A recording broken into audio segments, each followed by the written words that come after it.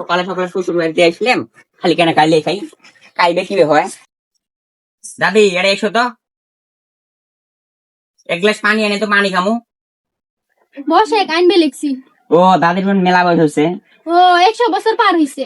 ও এটা কি দাদি? এটা এটা কোমরের বিশেষ তাবিজ। দেখতো যাবে এত বড় তাবিজ থাকে না। হ এটা করি কি? এটা দাঁত খিলেন।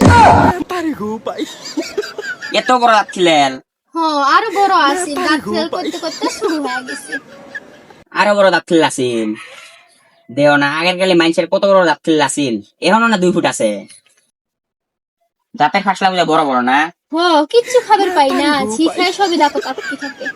ও তাহলে পানি এনে দাও, যাও। বসে খেতে আমি আনবে লিখছি। এত বড় দাঁত খিল দিলাম, হাতের চালু এত বড় বড় হবো, মুখ তো পুরি এগুলো দিলাম। বদনাথ কই পানি আনছেন কে? হ্যাঁ কিছু না হয়, লেটিগত খালি একবার নিয়ে গেছিলাম, চকচকা করে ধুয়ে নিয়ে যাচ্ছি তো। না খাবেন না। নাতি ভাই তুমি তাইলে কাই, তোমাকে আমি চিন পাইলাম না। চিন্তাস নাই তুই? না।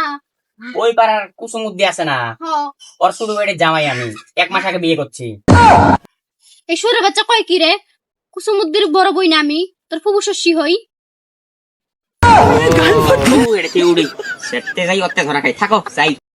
কাসা কি সুমাসার কিছুই কবের পাই না, কি যে বিয়ে দেয়।